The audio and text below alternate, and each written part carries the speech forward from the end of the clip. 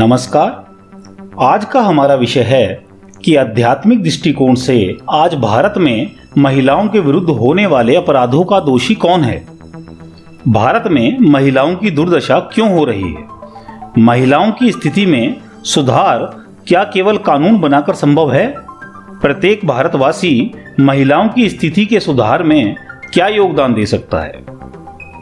आध्यात्मिक दृष्टिकोण से इन सभी प्रश्नों के उत्तर जानने के लिए ये वीडियो अंत तक देखें। आज हमारे देश भारत में महिलाओं के साथ जिस प्रकार के घिनौने अपराध घटित हो रहे हैं, उन्होंने भारत का सर नीचा कर दिया है। भारतीय सभ्यता जिसे मानव संवेदनाओं का रक्षक माना जाता है, उस भारतीय सभ्यता को भी गहरी ठेस पहुंची है। इस स्थिति का उत्तरदायी कौन है। क्या केवल अपराधी ही दोषी हैं या पूरा भारतीय समाज इस स्थिति का दोषी है। आज समय है कि हम तर्क वितर्क और कुतर्क से ऊपर उठकर निष्पक्ष होकर अपने समाज का मूल्यांकन करें कि आखिर हमसे चूक कहां हुई है। विषय को स्पष्ट करने के लिए 4 बिंदु समझने आवश्यक हैं। पहला, भारतीय संस्कृति में नारी का स्थान। दूसरा, परिवार का दायित्व। तीसरा, महिलाओं का दायित्व। और चौथा, सामाजिक जागरूकता।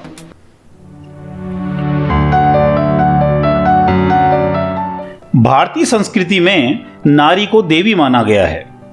हमारी संस्कृति में नारी की पूजा करी जाती है। यत्र नारस्तु पूज्यन्ते रमन्ते तत्र देवताः, यत्र तास्तु न पूज्यन्ते सर्वास्त्र त्राफला क्रिया। जहां स्त्रियों की पूजा होती है वहां देवता निवास करते हैं, और जहां स्त्रियों की पूजा नहीं होती है, उनका सम्मान नहीं होता है, वहां किए गए समस्त अच्छे कर्म निष्फल हो जाते हैं। हमारी संस्कृति में नारी की पूजा करी जाती है। जिस समाज में प्राचीन काल से नारी की पूजा करी जाती रही है, और आज भी हम नवरात्रि के दिनों में माता की मूर्ति स्थापित करते हैं और विभिन्न रूपों में माता की पूजा करते हैं, जो कि एक नारी ही है, फिर उसी समाज में नारी के साथ जघन्य अपराध कैसे घट रहे हैं।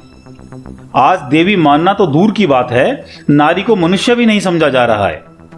हमारे समाज में अपराध की ऐसी मानसिकता ने कैसे जन्म लिया। विषय बहुत गंभीर और सोचनीय है। कहा गया है कि जिस कुल में नारी कष्ट भोगती है, उस कुल का नाश हो जाता है।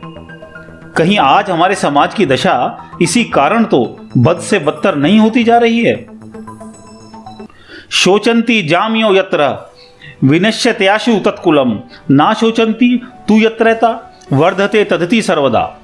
जिस कुल में स्त्रियां कष्ट भोगती हैं, वह कुल शीघ्र ही नष्ट हो जाता है, और जहां स्त्रियां प्रसन्न रहती हैं, वह कुल सदैव फलता फूलता और समृद्ध रहता है।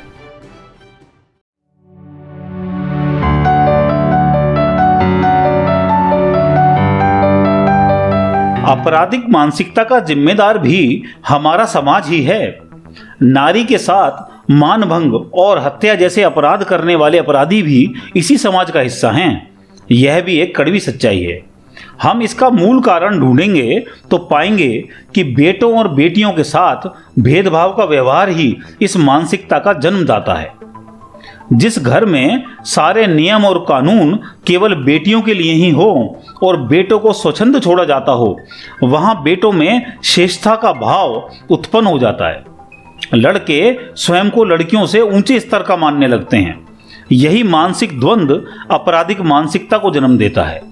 आज हर परिवार का नैतिक कर्तव्य बन जाता है कि वह अपने परिवार के लड़कों को नारी को सम्मान देना सिखाए, और साथ ही साथ उन पर भी नियम और कानून लगाए कि वे कहाँ जाते हैं, किसके साथ बात करते हैं, उनकी संगति कैसी है। आप यदि ये प्रश्न अपनी बेटियों से, बहनों से कर रहे हैं, तो आज आपको ये प्रश्न अपने बेटों से, अपने भाइयों से भी पूछने होंगे, तभी संतुलन बन पाएगा।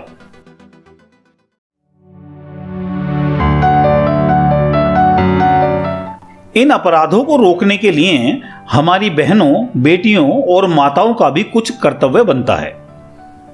शिक्षा के स्तर पर, रोजगार के स्तर पर, सुख सुविधाओं के स्तर पर तो पुरुषों से समानता उचित है, परंतु आपको यह भी विचार करना चाहिए कि प्रकृति ने आपको एक अनमोल रत्न के रूप में संसार में भेजा है।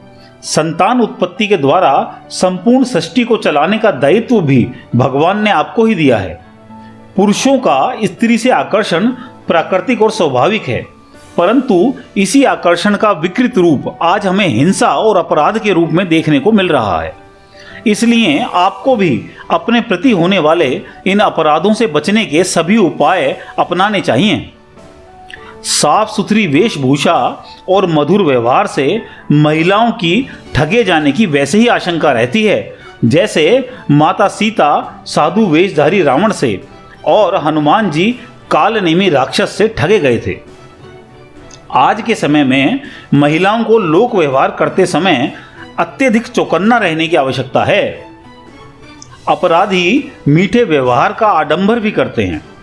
अपराधी अपनी मीठी भाषा से भी महिलाओं को अपने कुचक्र में फंसाने का षड्यंत्र रचते हैं। फिर ऐसी गंभीर स्थिति में महिलाएं क्या कर सकती हैं?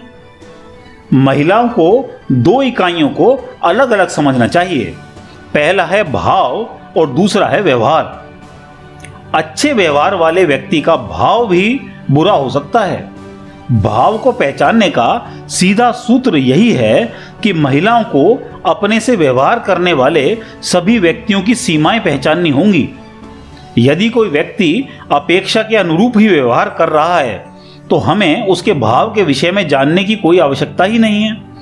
परंतु जब कोई व्यक्ति अपेक्षा से अधिक कुछ करता है तो महिलाओं के मस्तिष्क में उसी समय एक प्रश्न आना चाहिए कि इस व्यक्ति का भाव क्या है। भगवान ने नारी को एक इंद्रिय अतिरिक्त दी हुई है, पर सभी उसका प्रयोग नहीं कर पाते। सभी उस इंद्रिय को जागृत नहीं कर पाते। किसी भी खतरे की आशंका लगते ही तुरंत विरोध प्रकट करना चाहिए। महिलाओं को यह याद रखना चाहिए कि असत्य निर्बल होता है, सत्य की निर्भीकता के आगे टिक नहीं सकता है। इसलिए आपको निडर होकर अपने विरुद्ध होने वाले किसी भी अपराध का पहले कदम पर ही जोरदार विरोध करना चाहिए। समाज और कानून तभी सहायक होंगे जब आप निर्भीक हो जाओगी। हो जहां कहीं भी अनय उसे रोको रे, जो करें पाप शशि सूर्य उन्हें टोको रे। राष्ट्रकवि दिनकर जी की कविता की इन पंक्तियों का भावार्थ है कि यदि सूर्य और चंद्रमा भी अनीति करें तो उन्हें भी टोकना चाहिए। भारत की महिलाएं ममता और प्रेम की जीती जागती मूर्ति होने के साथ दुर्गा का अवतार भी हैं। आवश्यकता पड़ने पर अन्याय के विरुद्ध आपको मां दुर्गा के शक्ति रूप से भी प्रेरणा लेनी चाहिए।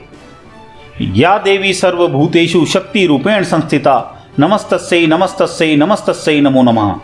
जो देवी सब प्राणियों में शक्ति रूप से स्थित है, उनको नमस्कार, उनको नमस्कार, उनको बारंबार नमस्कार है।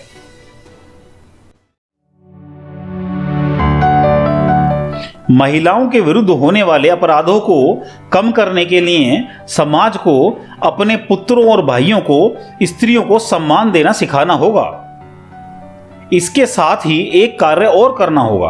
वह कार्य है जहां कहीं भी किसी भी स्त्री के साथ यदि कोई अभद्रता भी होती है तो वहां उपस्थित सभी व्यक्तियों को एक साथ उसका विरोध करना चाहिए। आज हम सभी को यह समझना होगा कि यदि दुर्भाग्यवश हमारे परिवार की किसी स्त्री के साथ कोई अप्रिय घटना घटती है तो आवश्यक नहीं कि आप वहां पर उपस्थित हों। पूरे समाज के सभी लोगों का यह कर्तव्य बनता है कि जहां कहीं भी महिलाओं के विरुद्ध किसी भी घटना के आप साक्षी हैं तो आपको अवश्य विरोध करना चाहिए। अन्यथा आपके परिवार की महिलाओं की सहायता के लिए भी कोई नहीं आएगा। महिलाओं को कम से कम भीड़ भाड़ वाले स्थानों पर तो यह एहसास हो कि वे भीड़ में अकेली नहीं हैं। कोई भी समाज यदि महिलाओं को निर्भीकता नहीं दे पाता है तो उस समाज को समाज कहलाने का भी अधिकार नहीं है। धिक्कार है ऐसे समाज पर। यदि हम सभी आज यह प्रण लें कि कहीं भी हमारी आंखों के सामने किसी महिला के साथ कोई अप्रिय घटना घटती है तो हम उसका यथासंभव विरोध करेंगे, तभी हम अपने परिवार की महिलाओं की सुरक्षा के प्रति आश्वस्त हो सकते हैं।